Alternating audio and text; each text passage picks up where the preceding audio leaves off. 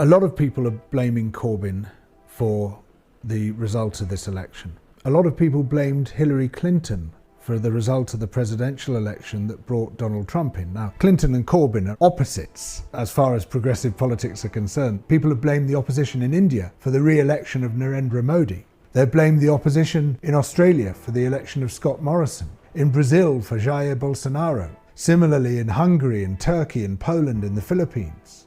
Actually, blaming isn't going to get us very far at all, because what we're witnessing is a global phenomenon. Something big has changed. The oligarchs have discovered the formula for persuading the poor to vote for the interests of the very rich. And that formula includes massive lying and cheating on an unprecedented scale, mobilizing social media particularly to generate mendacious, manipulative adverts and memes and conspiracy theories in order to swing people round or to turn them off from voting altogether, pushing forward killer clowns like Johnson, like Trump, like Modi, like Bolsonaro, who will do whatever the oligarchs want, but present a sort of almost amusing face to the public, and so we laugh along with them. And then they learn from each other, they teach each other. In fact, very often the same political operatives will hop from one campaign to another, constantly refining the model, refining the formula. So it's a mistake to fixate on one leader or one political party and say, oh, look how badly they failed. Sure, there are failures. There was a lot of internal division within the Labour Party. That really didn't help. There was a lot of disarray over Brexit, with a lot of wobbling about what the Brexit position should be. Lots of people really liked Labour's manifesto. So it wasn't the policy which was the problem. And I don't even think primarily it was the leadership which was the problem, but any Labour leader putting forward those policies whose aim was to transform this country would have been demonised and ripped apart. The fundamental problem is the incredible grip over our imaginations that the billionaire press still exerts, combined with highly effective and misleading use of social media. This is a global phenomenon. Something huge has changed. People who wouldn't have stood a cat's chance in hell 10 years ago are suddenly winning elections all around the world at the moment. Why is that? Because they have worked out the formula for how to do it. If there is a formula for how to do it, there must also be a formula for how to resist it. But how?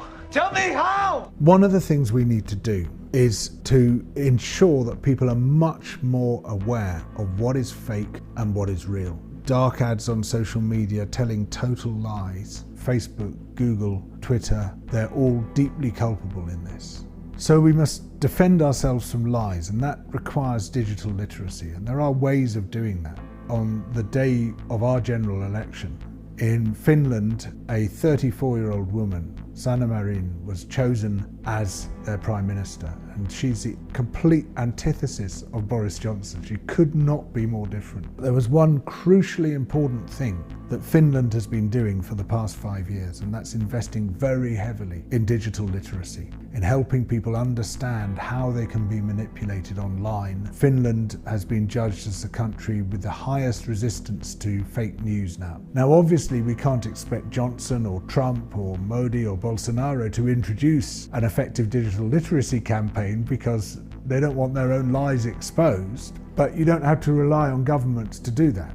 So the Democratic Party in the US has now produced a guide to confronting online lies, putting massive pressure on the social media platforms, on Google, on Facebook, on Twitter, to just take a completely different attitude to the laissez-faire one that has dominated them so far. What we need to see amongst progressive parties all over the world is a coalition against fake news. So you would say that white supremacist tied publications meet a rigorous standard for fact-checking? When you look at the only Labour leader who has succeeded in recent times, Tony Blair, you see someone who has pretty well gone along with the agenda of the billionaire press. I mean, he went to great lengths to butter up Rupert Murdoch, potentially the most dangerous man on earth. The fear, the worry is that he had to do that in order to appease the billionaire press, and that if a Labour leader doesn't do that, they can't succeed. If that is the case, then we have a real big structural, institutional problem, and it is called the media. I think there's a pretty horrible atmosphere developing at the moment, a real sort of sense that people want to purge. Got to get rid of all those people who wanted a different country, get rid of all those people who supported Corbyn.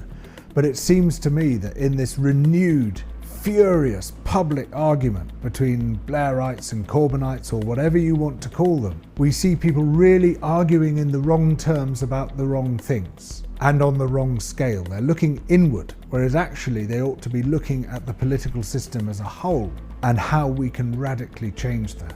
The problem we face at the moment, almost regardless of who is in power, is that we have a very top-down 19th century model of politics.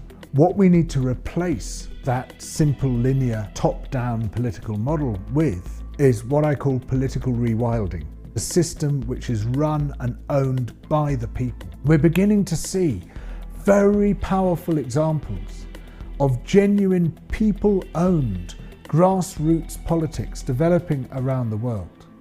And yet this is not reflected in mainstream political theory at all. We don't need to wait for government to do this for us. Government is not going to do this for us.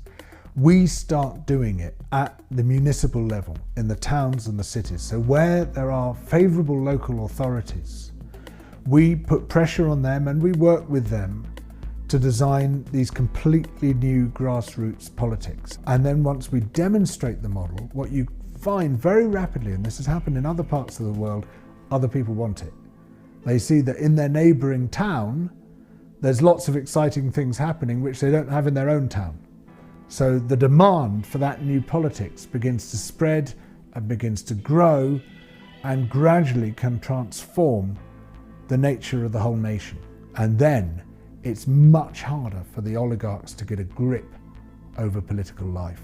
We also have to attend to the short-term crisis that many people in this country now face.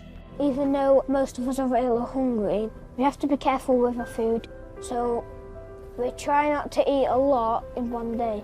Continued austerity, continued exclusion and marginalisation. There's going to be a rising tide of xenophobia and hatred. It's even central government policy now. They're going to attack Romani gypsies and travellers. That's in the manifesto. So the first thing we need to do is to stand in solidarity with everyone who is likely to be victimised by this government. We double down on our efforts to help the people who are being marginalised. We have an overtly racist Prime Minister. Just since the election already, we've seen a marked rise in racist assaults. No one must be left to face the consequences of this election alone. I mean, my big hope is that that result is going to spark a much wider discussion about what needs to change. We need not just a change of government, we need a change of political system. We know that just as there is a formula for the oligarchs to take power, there is a formula for defeating them and for ensuring that there's a far more effective and robust democracy than we've ever witnessed anywhere. And I'm beginning to see the first strands of what that formula might be. And I actually think it's very exciting. So yeah, this is a time of despondency, but it's also a time of hope. Double Down has been achieving extraordinary things, reaching millions of viewers, making the films that you're not going to see anywhere else. And this has been made possible by the fact that it now has over 1,000 patrons. Come and join the network, helping Double Down News to get even bigger and more effective than it is already.